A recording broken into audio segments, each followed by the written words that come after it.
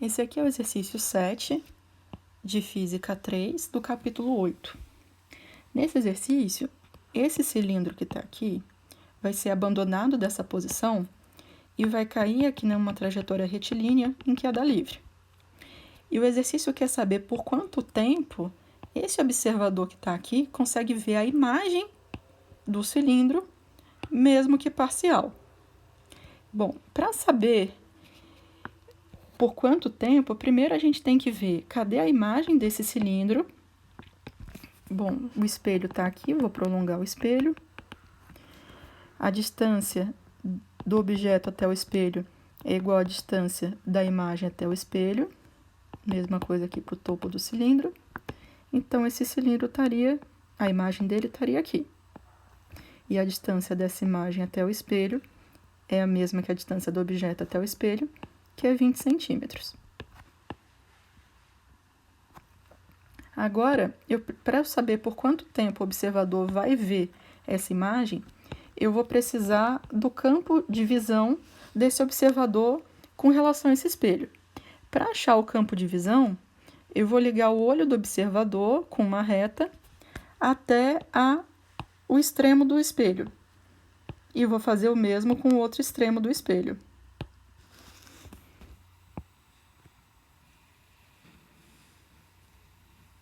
Bom, a região aqui no meio é o campo de visão desse observador. Então, ó, o cilindro já tem um pedacinho que está dentro do campo de visão do observador. Inclusive, eu já vou calcular, porque eu vou precisar depois, quanto é esse pedacinho que já está dentro do campo de visão. Imagina que essa alturinha aqui do cilindro, que está dentro do campo de visão, mede um x. Essa distância aqui é 20 centímetros. E aí, agora eu vou precisar de um triângulo que seja semelhante a esse triângulozinho aqui, onde está esse x. A distância do olho desse observador até o espelho é 1 metro, que é 100 centímetros.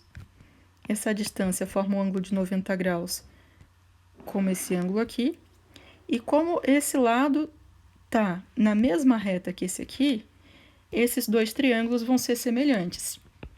Então, desenhando aqui fora, um triângulo tem aqui uma altura de 100 centímetros e uma base. Bom, pela simetria, esse tamanho é metade do espelho, que é 25 centímetros. E o outro triângulo é aquele ali pintadinho de laranja, onde a alturinha a base é x, e esse tamanho aqui é a distância da imagem até o espelho, que é 20 centímetros. Então, 25 está para 100, assim como o x está para 20. Isso aqui, 25 sobre 100 é o mesmo que 1/4. Então, 4x igual a 20, x igual a 5 centímetros. Então, esse pedacinho aqui que já está dentro do campo de visão é 5 centímetros. O cilindro inteiro tem 25 centímetros. Então, tem aqui 20 centímetros do cilindro que ainda está fora do campo de visão. Vou apagar isso aqui agora para não poluir muito o meu desenho. Como sumiu ali a reta do meu campo de visão, vou refazer ela. Tá aqui.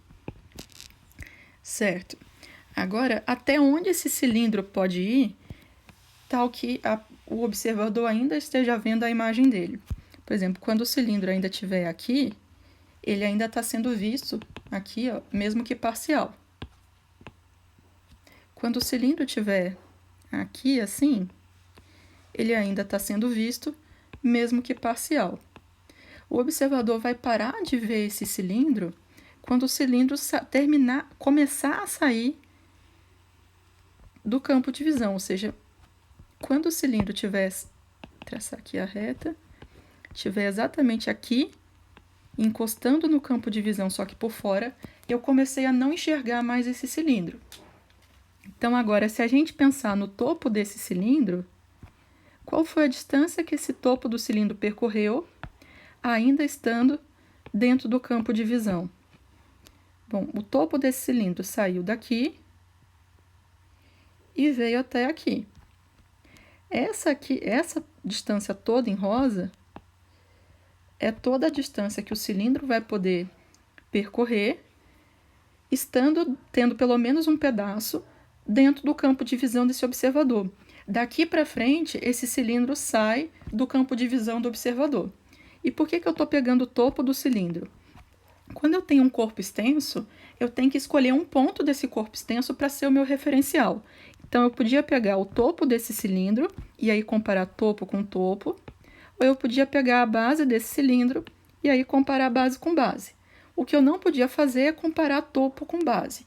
Isso não dá errado. Você tem que comparar o mesmo ponto do corpo extenso antes e depois para poder achar esse ΔS. Bom, agora vamos dividir esse ΔS em dois pedaços.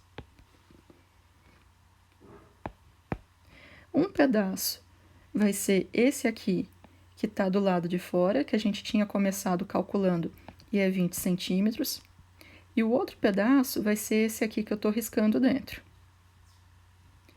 Essa distância aqui que eu acabei de riscar de azul, eu vou chamar de D1.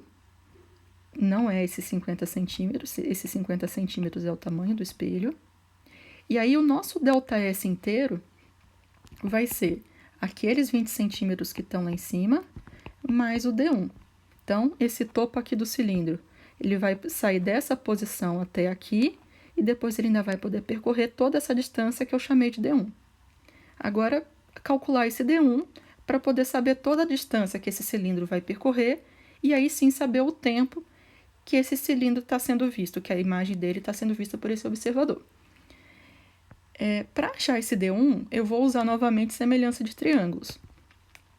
Esse triângulo aqui, onde está o D1, é um triângulo de base D1, e a altura desse triângulo é todo esse tamanho aqui, que é 100 centímetros até aqui, mais esse tamanho, que é a distância da imagem até o espelho, que é 20 centímetros.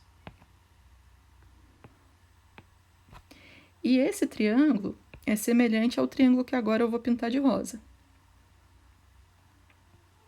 Esse outro triângulo, vou desenhar ele aqui também, para facilitar a nossa conta.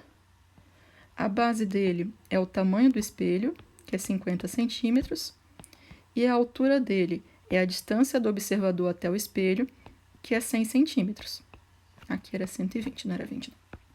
E agora, fazendo a semelhança.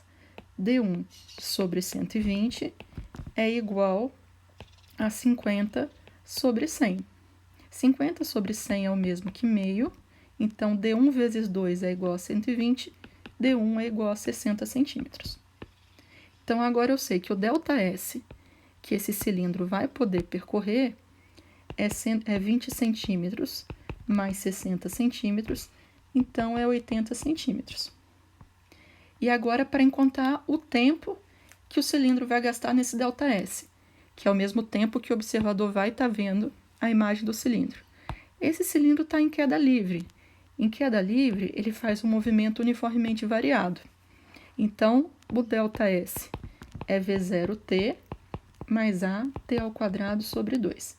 Como ele vai ser abandonado, ele não vai ser jogado, esse V0 é 0, e a aceleração é a aceleração da gravidade, que é 10.